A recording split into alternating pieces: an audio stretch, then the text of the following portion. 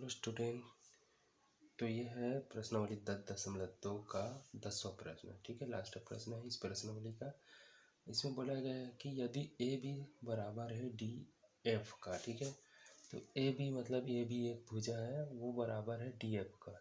D से F वाला मतलब ये लास्ट भुजा और ये वाला लास्ट भुजा आपस में बराबर है। उसी तरह ए सी बराबर है डी ई का। ठीक है, ए सी भुजा ए से सी ये वाला भुजा इधर से ऐसे कट बना रहे उस वाले भुजा के बराबर है। ठीक है, अब बोल रहा है बी ई बराबर है एफ सी का। बी और ई, ठीक है, छोटा सा भुजा बन रहा है बी से ई, ये बराबर है यहाँ से एफ सी, मतलब सी एफ भी बोल सकते हैं। ठीक है, आपस में इस तरह से बराबर है। तो हमें दोनों त्रिभुज को सर्वांग सिद्ध करना है। त्रिभुज ए बी सी, त्रिभुज डी ई एफ, मतलब ये वाला जो त्रिभुज बन रहा है ए बी सी, उसके बाद ए वाला त्रिभुज डी ई एफ। ठीक है, इन दोनों त्रिभुज को सर्वांग सिद्ध करना है। ठीक है, तो हल करते हैं। चलिए, सबसे पहले जो दिया गया है उसको लिखते जाएंगे। ठीक है,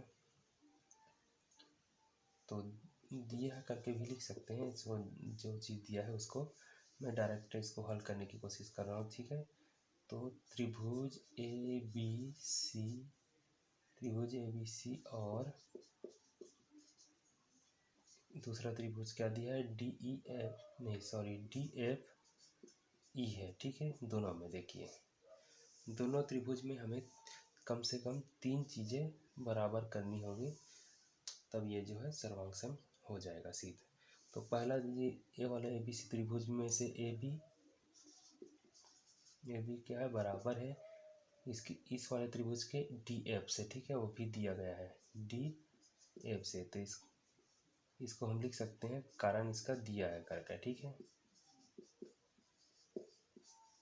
लिखना होता है इसका कारण, तो ये दिया हुआ है। ठीक है, एक चीज़ तो हो गया। दूसरा भी दिया हुआ है, देखिए ए सी बराबर है डी एफ का, तो ए सी बराबर है डी ई का, डी ई। ठीक है, इसका ए सी भुजा और उसका डी ई भुजा, ये दोनों त्रिभुज का, ये ए सी इस पार वाले त्रिभुज का है, इसका भुजा है, और जो है डी ई जो है इस वाले त्रिभुज का भुजा है। दोनों आपस में बराबर है, ये भी हमें दिया है। ठीक है, तो हमें एक चीज़ और चाहिए दोनों त्रिभुज में का बराबर होने के लिए, फिर ये जो है सर्वांग सिद्ध हो जाएगा।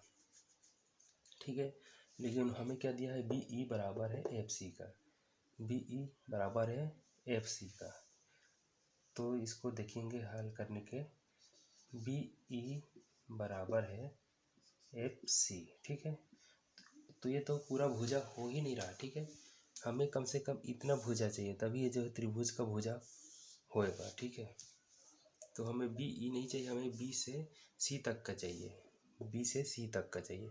हमें बस इतना छोटा सा भाग दे दिया है बराबर है इसके छोटे वाले भाग से। ठीक है, तो हमको इसमें ई सी जोड़ना पड़ेगा। ठीक है, ई से सी जोड़ेंगे तब जो है हमें बी सी मिलेगा।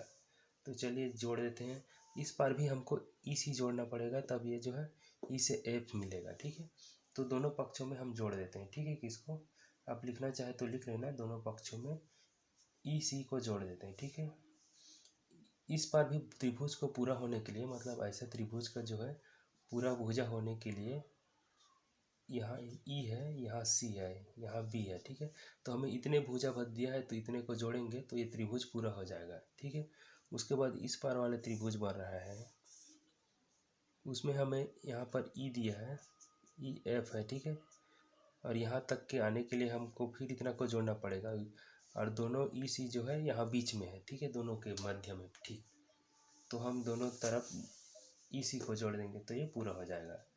तो यहाँ देखिए बी ई प्लस इसमें हम ई सी जोड़ते हैं, सेम यही काम यहाँ भी करते हैं, एफ सी प्लस ई सी। ठीक है, अगर कोई भी चीज़ दोनों पक्षों में सेम कर रहे हैं, मतलब यहाँ भी जोड़ रहे हैं उसी को, यहाँ भी उसी को जोड़ रहे हैं, तो इससे जो है कोई गलत काम नहीं है। ठीक है, कोई फर्क नहीं पड़ता, क्योंकि इसको हटाना चाहे तो इधर भेजोगे तो ऋण हो जाएगा, ऋण इसके साथ होकर जीरो हो जाएगा, इससे कोई फर्क नहीं पड़ता, गणित में ऐसा होता है। ठीक है, देखिए बी ई में ई सी जोड़ेंगे, बी ई में ई सी जोड़ेंगे तो पूरा पूरा यहाँ तक बी सी बन जाएगा। ठीक है, दोनों बी सी हो जाएगा। इसको अगर ऐसा समझेंगे, देखिए ये छोटा सा भुजा बी सी है और ये दोनों ई सी है, ठीक है।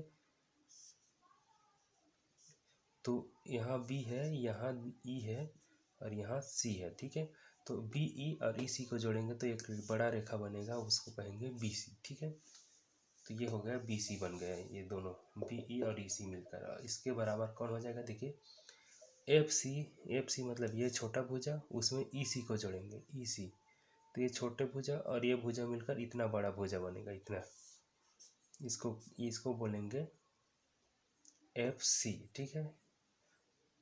एफ सी बोल सकते हैं या ई एफ भी बोल सकते हैं उसको, ठीक है, जैसे आपको अच्छा लगे। तो हम इसको एफ से ई बोल सकते हैं, ठीक है। एफ ई बोल देंगे दोनों तरफ से हमको। तो ये हो जाएगा एफ से ई हो जाएगा, ठीक। तो देखिए अब इन दोनों त्रिभुज में का जो है हल हो गया, ठीक है। इसको ई एफ भी बोलो या एफ सी बोलो, तो वही भुजा है, ठीक है।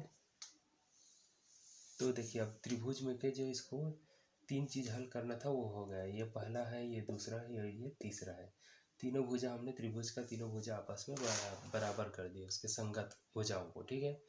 तो इस तरह से जो त्रिभुज है वो सर्वांग सम है। तो उसको लिख सकते हैं त्रिभुज ए बी सी सर्वांग सम है त्रिभुज डी एफ ई का, ठीक है। इस तरह से इसको हल करना है।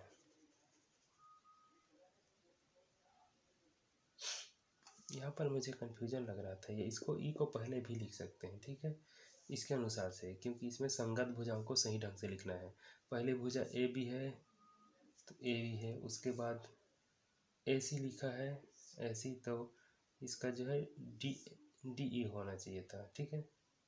हाँ, तो डी ई है। उसके बाद जो है ये बी सी है सीधा सीधा, तो ये जो है बी सी तो एफ ही है, ठीक तो है, ठीक है। क्योंकि इसमें वही कन्फ्यूजन करता है कि इसको संगत भुजाओं को सही सही लिखना होता है।